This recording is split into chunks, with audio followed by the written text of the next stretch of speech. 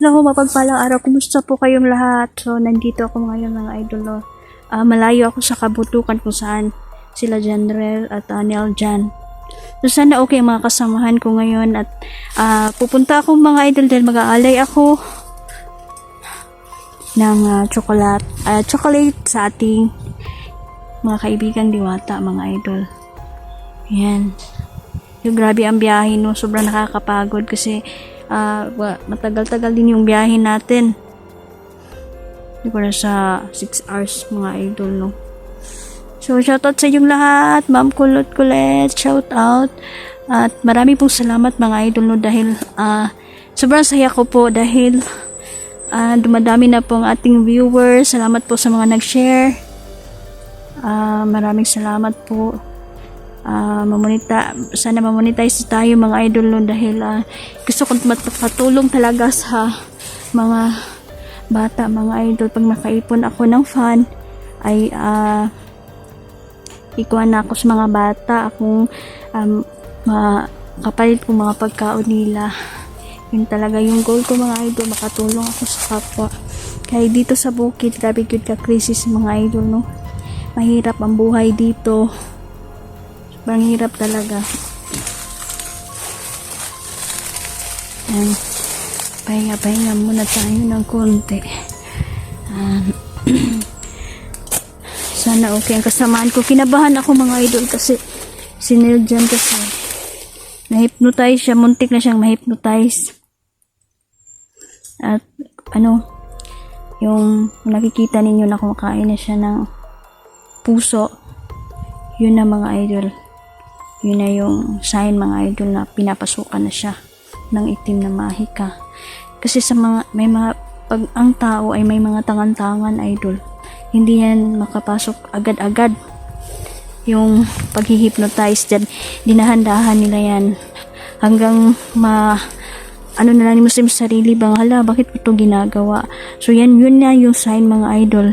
Yun na yung gawa ng demonyo na bakit mo nagawa ito, bakit mo nakain ito mga idol, parang ganun parang na siya ba, yun yung tinatawag na hypnotize siya. Yun yung gawain ng demonyo mga idol no, na wasakin tayo mga idol at gusto nila na atakin tayo sa kanila dahil ang demonyo ay gusto na malaglag tayo sa impyerno.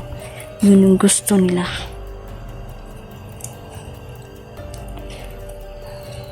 Nakakalungkot dahil may natanggap akong mensahe na may mapapahamak.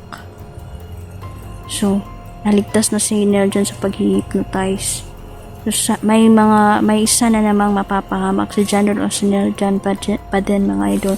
So, pagkatapos ko ditong bumaba sa bundok ay pupunta na ako sa kanila. Kailangan kong warningan sila ulit. Kailangan kong sabihin sa kanila kung anong dapat nilang gawin. May mga orasyon akong bibigay sa kanila mga idol.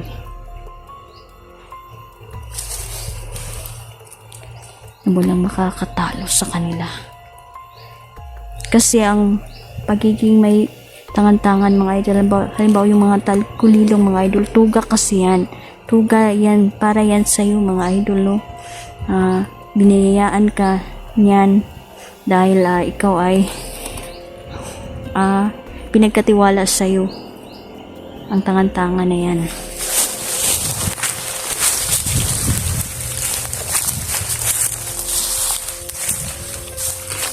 Kaya dapat gamitin ito sa mabuti.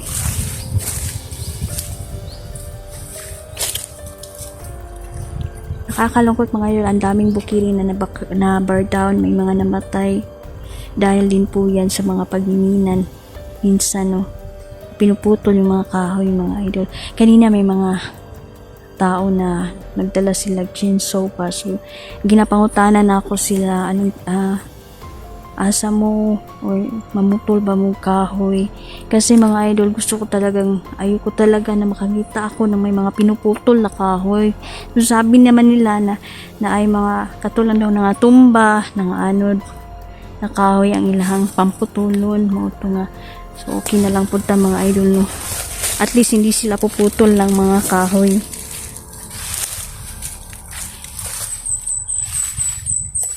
Yan. Fresh ang hangin dito sa bundok, mga idol, no? Nakaka-relax ka, pero may mga panganib naman sa paligid mo. Ay, hindi mo alam kung kailan aatake kasi ang mga demonyo ay nasa likod lang yan, mga idol. Kailangan alerto kayo.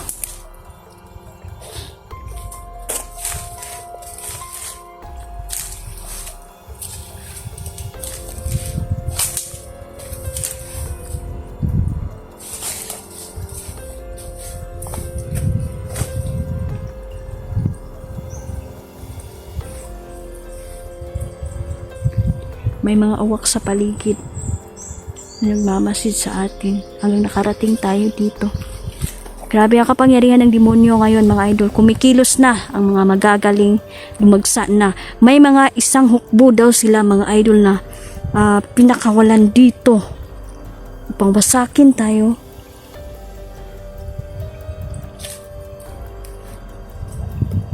At i-hypnotize sa mga taong inosente. At yun na ang simula.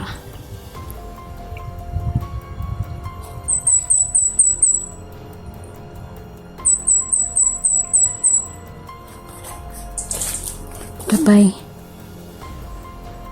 nasa malapit na lang daw tayo, mga idol.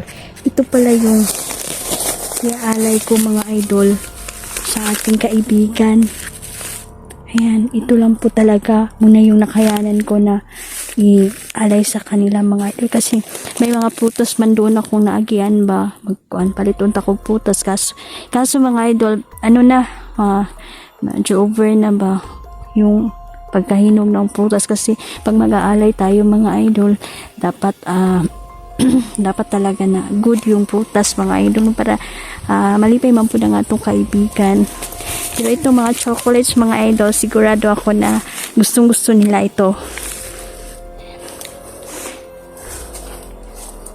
Ito yung tinuro ng gabay, mga idol, na malapit na ang ating kaibigan. Napahinga-hinga tayo ng konti kasi sobrang layo talaga ng biyahe ko. Ayan.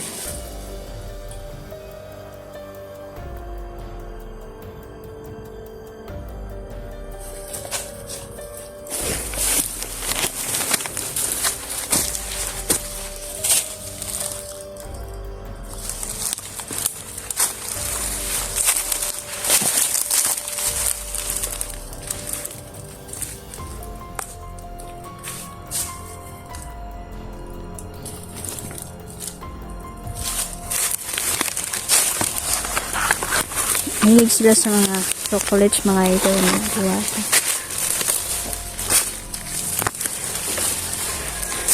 Mahal ako ng mga diwata, idol.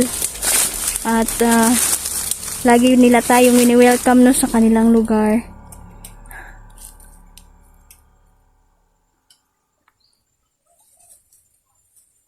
Dahil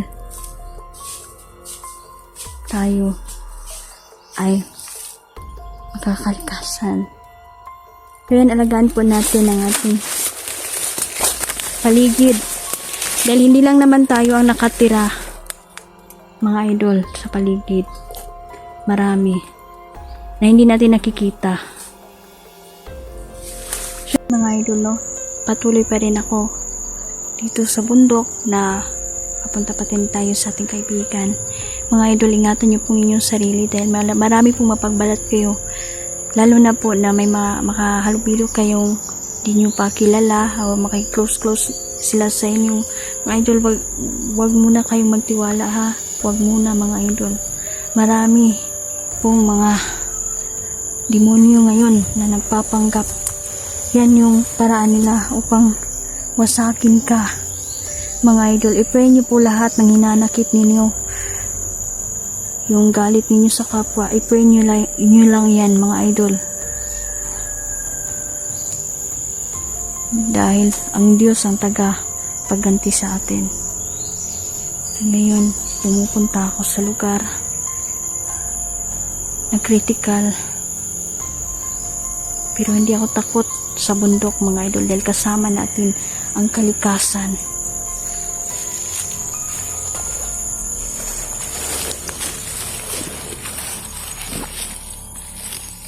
Mag-uulusyon muna ako dito mga idol.